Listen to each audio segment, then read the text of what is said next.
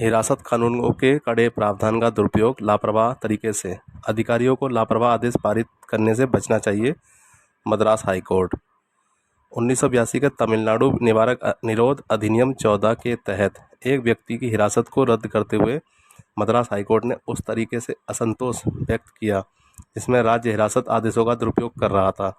Justice MS. Ramesh और justice सुंदर मोहन खंडगी खंडपीठ ने हालांकि राज्य के खिलाफ निवारक आदेश पारित करने से परहेज किया और उम्मीद जताई कि राज्य अपने दृष्टिकोण में सुधार करेगा और भविष्य में लापरवाही से हिरासत के आदेश पारित करने से परहेज करेगा। हम उस कठोर तरीके पर अपना असंतोष व्यक्त करते हैं जिसमें एक निरोध कानून के बड़े कड़े कानून प्रावधानों का दुरुपयोग किया गया है। सामान्य परिस्थितियों में जब हम अधिकारियों की ऐसी अवैध और गैरकानूनी कार्रवाई का सामना करते हैं तो हम संबंधित अधिकारियों पर जुर्माना लगाकर निवारक आदेश पारित करेंगे। हालांकि हम इस उम्मीद के साथ वर्तमान मामले में ऐसा करने से बचते हैं कि प्राधिकरण अपने दृष्टिकोण में सुधार करेगा और भविष्य में इस तरह की लापरवाह आदेश पारित करने से परहेज करेगा।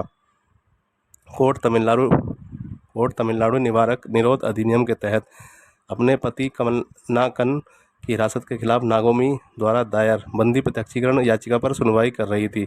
यह प्रस्तुत किया गया था कि कमलाकन्न के मामले में सार्वजनिक व्यवस्था के रखरखाव में किसी भी गड़बड़ी का खुलासा नहीं किया गया था जो कठोर निरोध कानूनों के तहत हिरासत में रखने की आवश्यकता थी। हिरासत का अवलोकन करते हुए कोर्ट ने कहा कि हिरासत में लेने वाले अधिकारी ने कमलाकन्न के खिलाफ दर्ज प्रतिकूल मामले पर भरोसा किया था जो किसी तीसरे पक्ष की संपत्ति को फंसाने के लिए पावर ऑफ अटॉर्नी के प्रतिरूपण और जालसाजी से संबंधित था।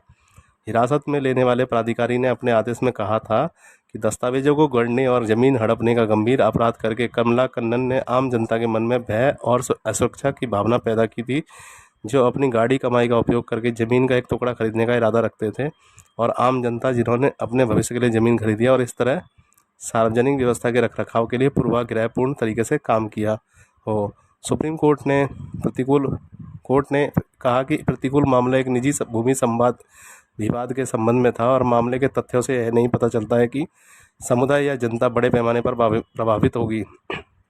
कोर्ट ने कहा कि सार्वजनिक व्यवस्था के रखरखाव के लिए पूर्वाग्रहपूर्ण कार्य के रूप में वर्गीकृत करने के लिए इसे बड़े पैमाने पर समुदाय या जनता को प्रभावित करना चाहिए।